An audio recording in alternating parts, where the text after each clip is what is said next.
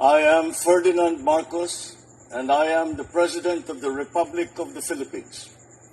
I stand today on behalf of 110 million Filipinos. Hello people and hello universe, it's me again. Shout out sa inyo mga kababayan. Hi everyone, shout out sa mga Marcos loyalists and supporters. Guys, ito i-clear po natin kasi mali ang pagkakaintindi ng mga dilis dito. Itong hearing sa Senado kasi na itanong si Colonel Espinedo. Ngayon mga kababayan, ito ang pagkakaintindi ko ganito. Ipinipilit kasi ng mga didilis na walang personal knowledge. Yes, walang personal knowledge tungkol kay Bongo. Pero ito, ang tanong kasi sa kanya mga kababayan, doon sa affidavit niya sa Quadcom, nabanggit niya si Senator Go.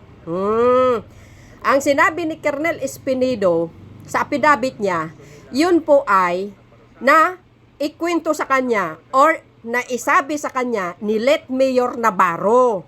Kaya naisali niya sa kanyang affidavit.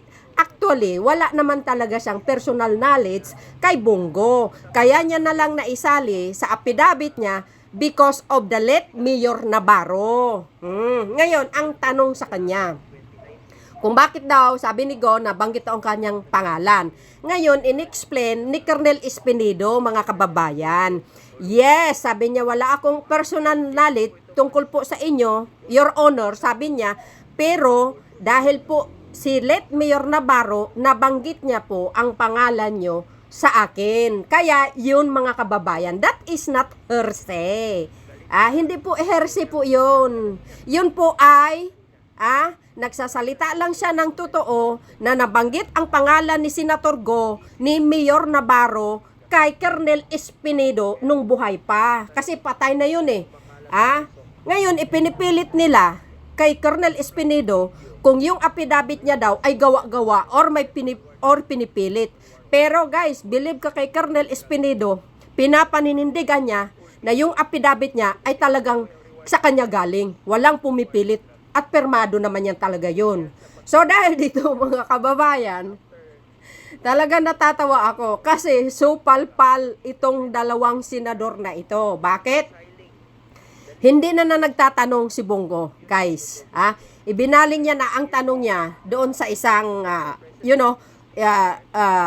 resource person. Ngayon, nagtanong siya uli mga kababayan, ito, kumbaga, sumingit si Bato. Ang sinabi ni Bato, guys, kung totoo daw na tumawag si Colonel Espinedo, kung totoo tumawag si Bato, mga kababayan, nasupalpal si Bato dito. Nasupalpal, panoorin nyo na lang.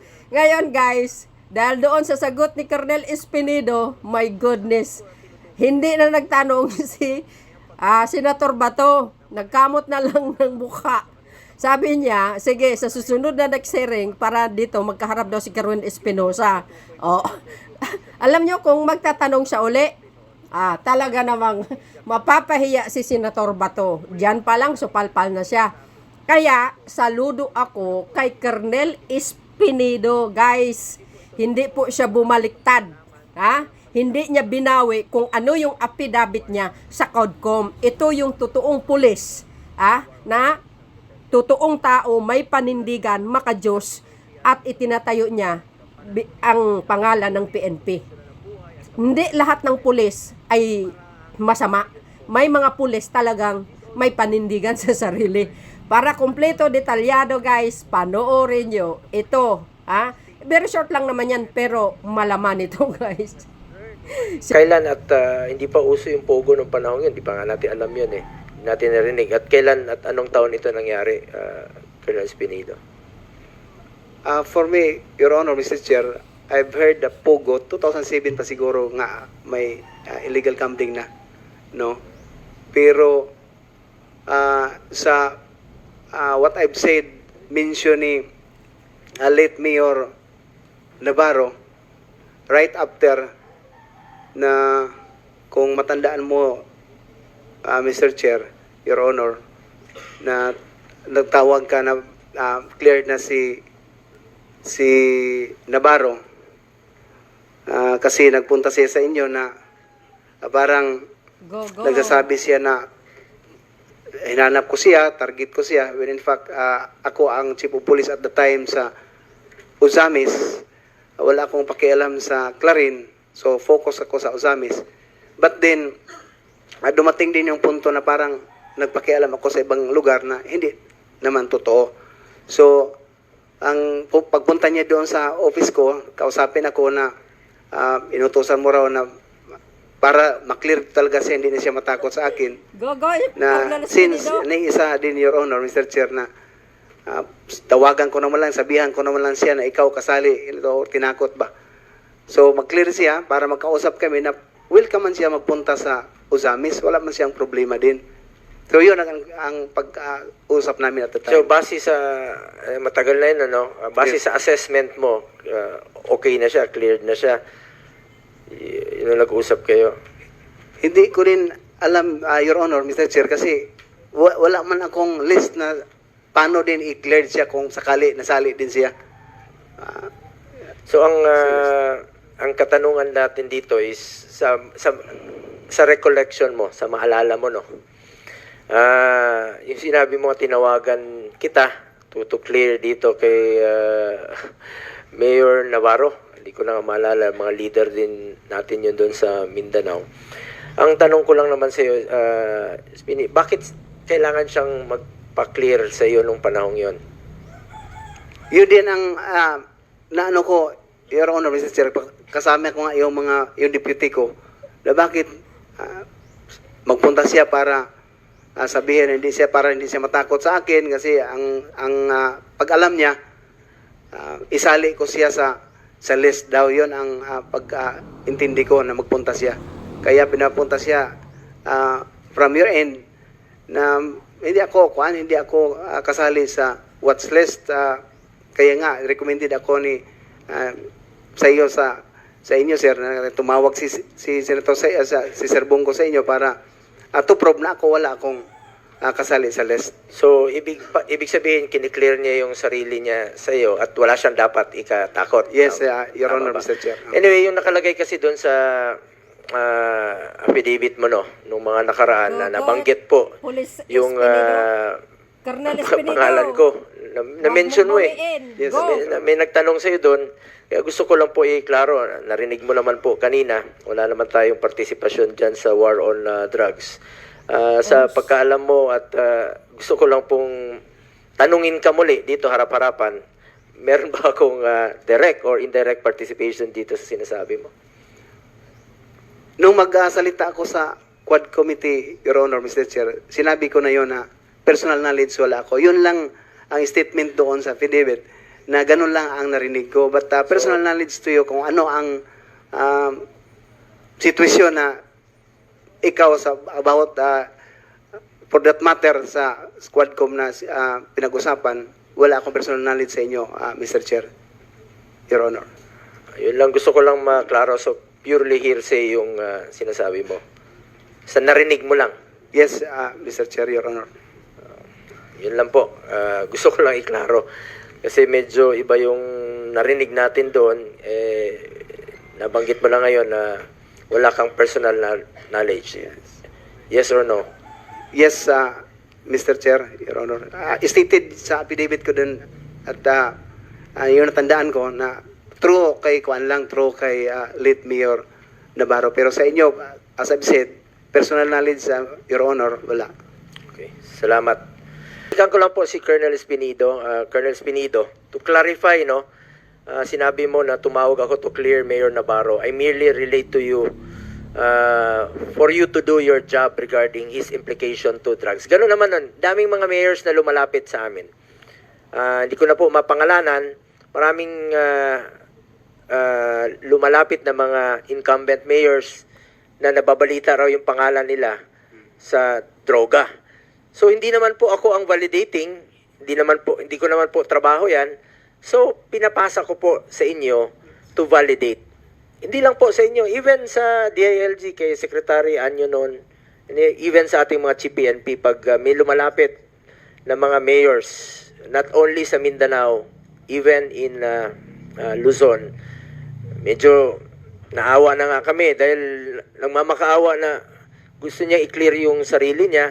Pero hindi, sabi namin, hindi po dito sa amin, hindi po kay Presidente.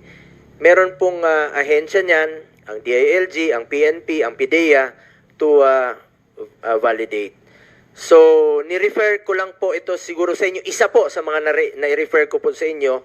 I did not tell you to clear him. Wala naman po akong alam o mandato katungkulan dyan sa pag-clear. Kayo pong nakakaalam, trabaho nyo po yan bilang police dun sa area ninyo. Tama ba, Colonel Spinido? Yes, Your Honor, Mr. Chair. That's why I understand for that reason, pinapaintindi ko siya nang pumunta siya sa akin na ganun, wala akong alam kasi dito lang ako sa Uzamis at saka hindi ko din papil yung magsali sa kung ano ang validation sa watch list. So talagang inano ko sa kanya, hindi ko kasali or alam kung ano ang record mo, Mayor. Pero ang sa kanya to clarify also na baka may intention ako or may alam ako sa pangalan niya. So that's only the way ng pag-uusap namin, Your Honor, Mr. Chair. So, klaro po. At kung wala kang personal knowledge tungkol sa akin, dun sa affidavit mo, bakit mo sinama yung pangalan ko at bakit nasingit yung pangalan ko? May pumilit ba sa'yo? Remember, you are under oath po, no?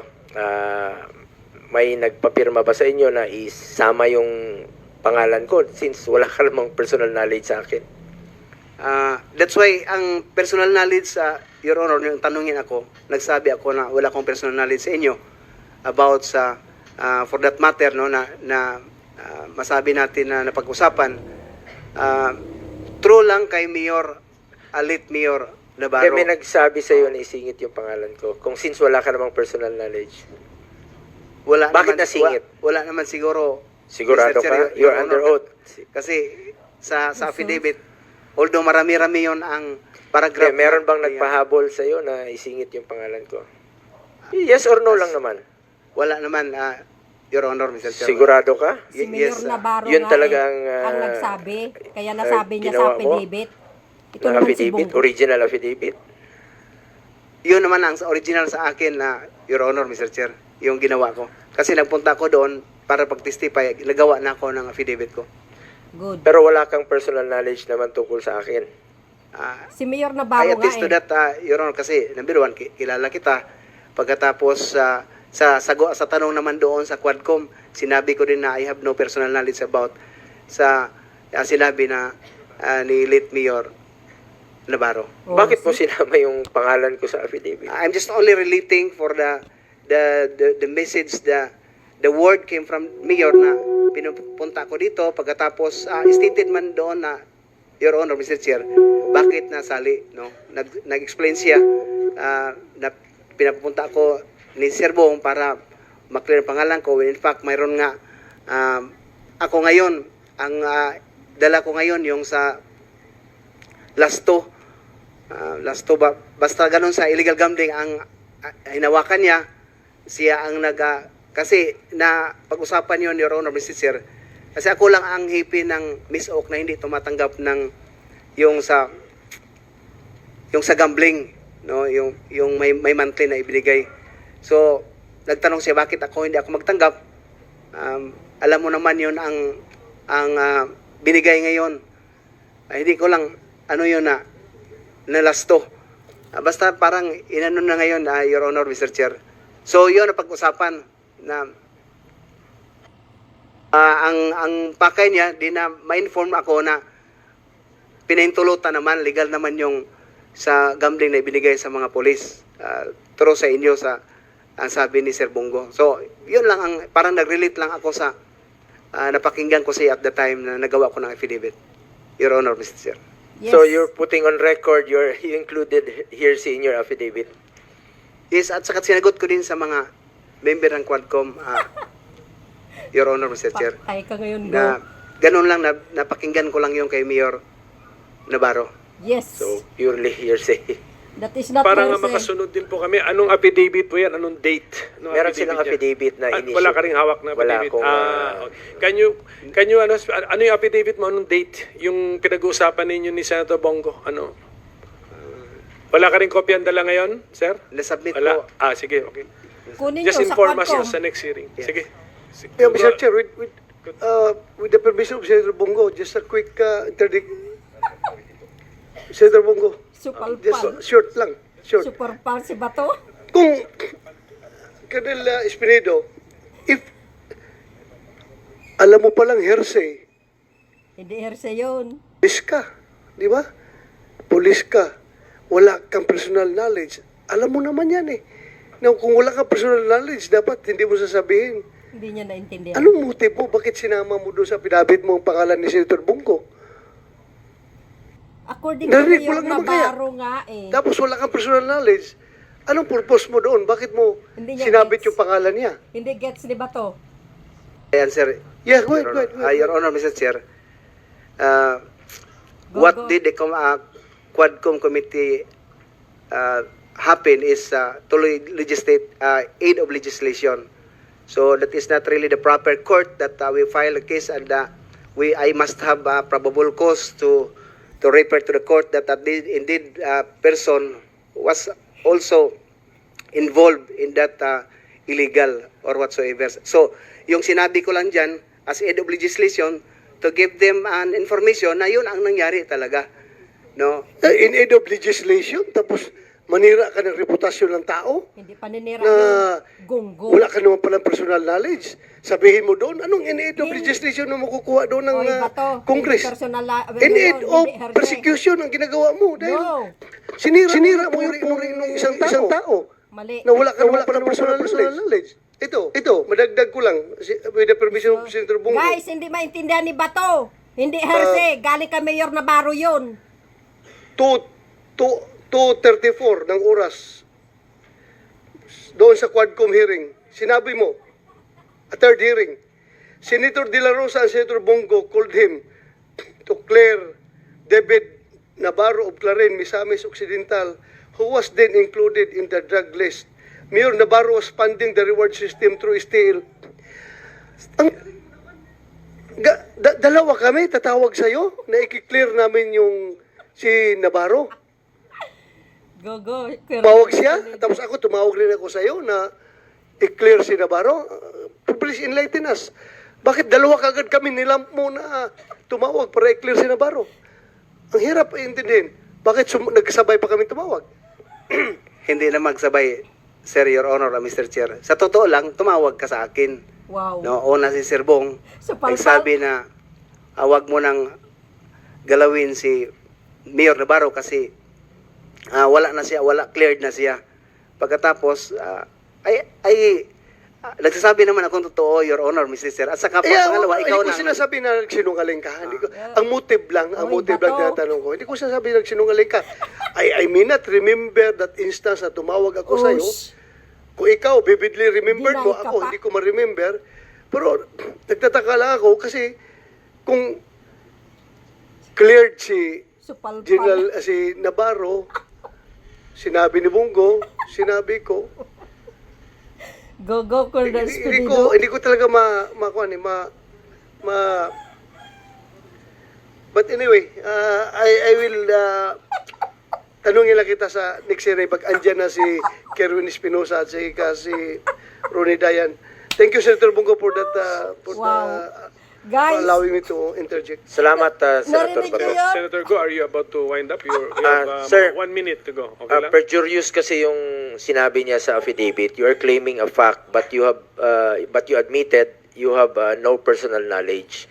Wala namang nakalagay dito na hearsay, meaning you lied in your affidavit, lag-lag kayo Colonel yun. Espinido. So last, no, Sir, before you leave, anong affidavit ba to? Iba yung pinakita sa akin ng council. It's about funding. Ito naman, it's about Navarro, Mayor Navarro. Iba. Nasa Ibang affidavit topic. niya yan sa related Quadcom. po siya, related. So we're talking about one and the same affidavit. Sige pa, okay pa. Sige Salamat. pa. Anyway, Yun, mga kababayan. Oh, so palpal si Bato doon. Hindi niya tinuloy yung tanong kay Colonel Espinido dahil alam niya, mas malalim pa ang isasagot ni Colonel Espinido sa kanya. Kaya sinabi niya na lang sa susunod na hearing pag nandyan na raw si Colonel Espinido sa yan ang gusto ko. Yan ang totoong mayag balls, hindi marunong bumawi. Kaya bilib ako dito kay Colonel Espinido eh. Oh, di ba? Supalpal ngayon si Bato. Ah? Ang hindi nila maintindihan, mga kababayan, hindi naman nakalagay sa affidavit niya, hearsay yun. Yun po ang sinabi ni Colonel Espinedo, nire-recall niya lang kung ano po yung sinabi ni Mayor Navarro that time. Kaya isinalin niya po yan sa affidavit niya doon sa Quadcom. O yes, tama, wala po siyang personal knowledge. Kaso lang, ini-include niya sa affidavit niya dahil yun po ang sinabi ni Mayor Navarro tungkol kay Bongo. Ang ginagawa ni Bongo, pinipilit niya pa i-convince si Colonel Espinedo na wala kang personal knowledge, bakit isali mo ang pangalan ko? Inulit pa ni Colonel Espinedo na sinasabi niya, according to the late Mayor Navarro, na nabanggit ang pangalan ni Go. Kaya, naisali niya sa affidavit. Nagpakakatotoo lang siya. O, tingnan nyo. Yan ang totoong pulis na may yagballs, may paninindigan. Saludo ako kay Colonel Espinedo. Maganda yan. Hindi nagsisinungaling. O, di ba? Mas maganda ang magiging susunod na hearing. Na sana po no protektahan nyo, no? Ito si Colonel Espinedo na mas matindi ang kanyang sasabihin, mga kababayan. Alam mo, natatawa ako kay Senator Bato, naiiling na lang siya. Hindi niya na tinulo yung kanyang isasagot. So, yon guys, ano po ang kapalagayan nyo kay Colonel Espinedo? Kaya saludo ako sa kanya sa tutulong. hindi nakapalag si Bato. Well, anyway, mga kababayan, hindi ko talaga in-upload ng buo kasi wala namang kakwenta. Ang kinukuha ko lang dito, yung kay Colonel Espinedo, na kung paano siya manindigan bilang isang tao, bilang makajos, at bilang isang men in uniform. So, yun guys, see you again on my next upload video. Bye, and babush. God bless Philippines.